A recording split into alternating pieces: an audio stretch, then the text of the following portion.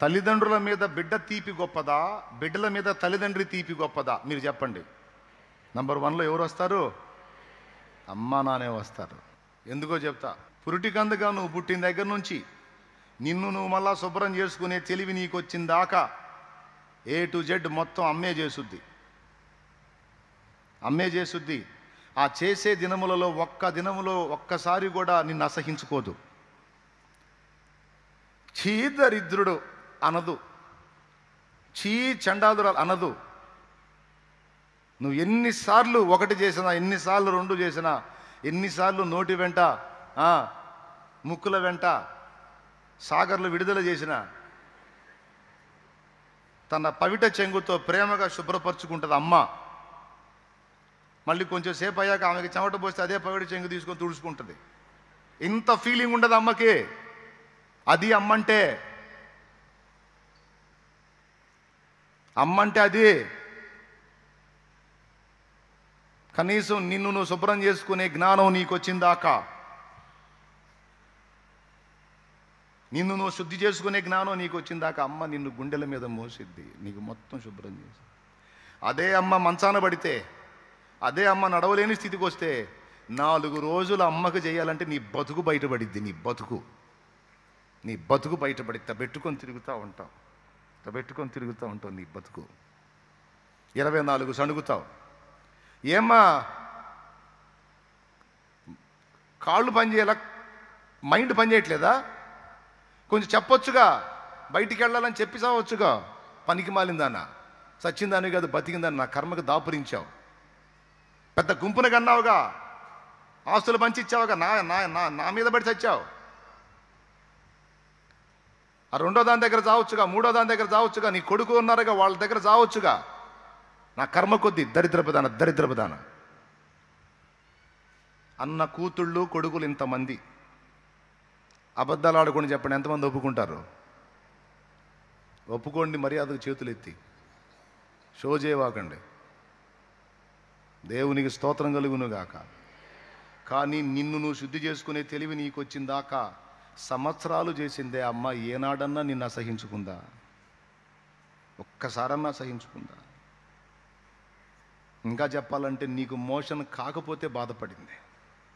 నా బిడ్డకి ఏందో మోషన్ కావట్లేదు, కడుపులో ఏదో తేడా వచ్చింది, వాడి ప్రాణానికి ఏమన్నా ప్రమాదమే, ఆమె ప్రాణానికి ఏమన్నా ప్రమాదం. అమ్మ మోషన్కి వెళ్తే తిడతావు, దరిద్రపుదానా నువ్వు. అమ్మ మోషన్కి వెళ్తే తిడతావు, దరిద్రపోడా నువ్వు. మిమ్మల్ని కాదులే, తిట్టే దరిద్రులు అంటున్నాను నేను. దేవునికి స్తోత్రం. కానీ నువ్వు మోషన్కి వెళ్ళకపోతే అమ్మ ఏడ్చింది, వైద్యుడి దగ్గరికి పరిగెత్తింది. ఎంత తేడా ఉంది అమ్మ ప్రేమకి బిడ్డ ప్రేమకి. వాస్తవమా కాదా?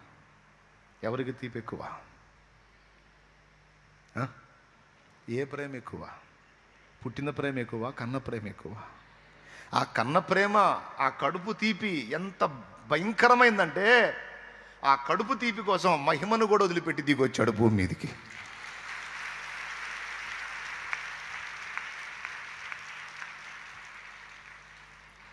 అన్ని కోతల కంటే కడుపు కోత బాధాకరం. వీర జవాన్ కన్ను మూశాడు, మురళీ నాయక్ అనే బిడ్డ కన్ను మూశాడు. 25 ఏళ్ల బిడ్డ యుద్ధానికి వెళ్ళాడు. యుద్ధంలో చంపటం చావటం సహజం. ఆ చిన్నోడు కన్ను మూశాడు. తను కోరాడట, నేను చనిపోయినప్పుడు నా మీద ఇండియా జెండా కప్పాలి, నా మీద ఇండియా జెండా కప్పాలి నా మీద అని. నా దేశాన్ని ప్రేమిస్తున్నా, నా దేశం కోసం చచ్చిపోతాను నేను.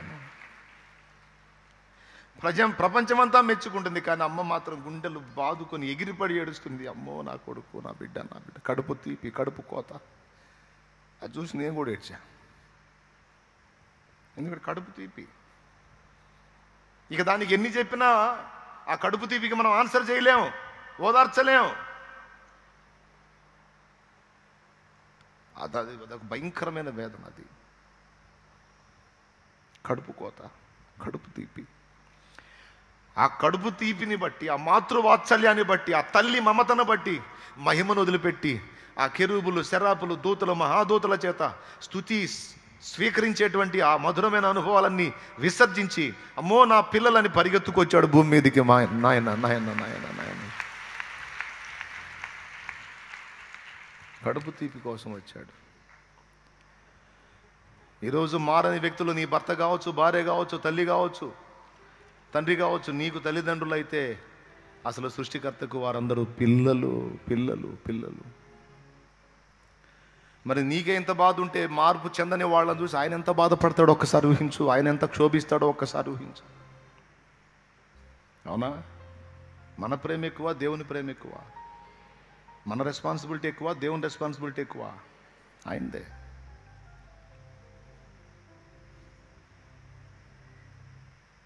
నువ్వంటావు, నా భర్తను ఎందుకు నువ్వు వదిలేసావు ప్రభా, నా భార్యను ఎందుకు వదిలేసావు ప్రభా, నా పిల్లల్ని ఎందుకు వదిలేసావు, నా తల్లిదండ్రులను ఎందుకు వదిలేసావు? ఆయన నీకు తాత్కాలిక బంధం, కానీ అక్షయానుబంధం ఆయనది. ఆ చేతులే నిర్మించిన వాళ్ళందరినీ. మా పెద్ద బావ గారిని ఎదిరించాడని చెప్పాను.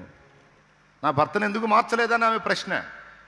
నా దేవుడి సమాధానం, పిచ్చిదాన, నీకు భర్త కాకముందు నా కొడుకు వాడు, నా కుమారుడు వాడు, నా చేతులతో వాడిని నిర్మించాను.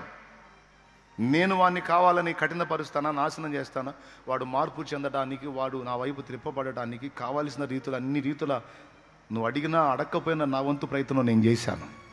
కానీ వాని హృదయాన్ని వాడు కఠినపరుచుకున్నాడు. నేనేం చేయమంటావు? నీకంటే ఎక్కువ బాధ నేను అనుభవిస్తున్నాను అంటాడు. ఆ గతి వానికి పట్టకూడదనే కదా నేను శిలువ మీదకి వచ్చి ప్రాణం పెట్టాను.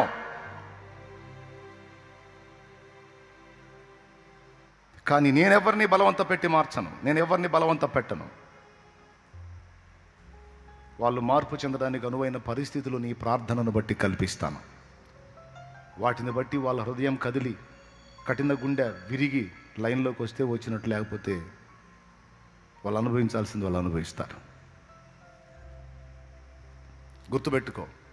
అయితే ఇక్కడ గమనించాల్సింది ఏంటంటే, ఈ మాటలు విన్నప్పుడు ఇంకా ప్రార్థన చేసి ఫలితం ఏముంది అనుకోవద్దు. నీ ప్రార్థనల వలననే తరచుగా దేవుడు వారిని దర్శిస్తూ దర్శిస్తూ దర్శిస్తూ ఉంటాడు. ఒకవేళ మెత్తని గుండె కలిగిన వాళ్ళైతే ఖచ్చితంగా కనెక్ట్ అవుతారు దేవుడికి.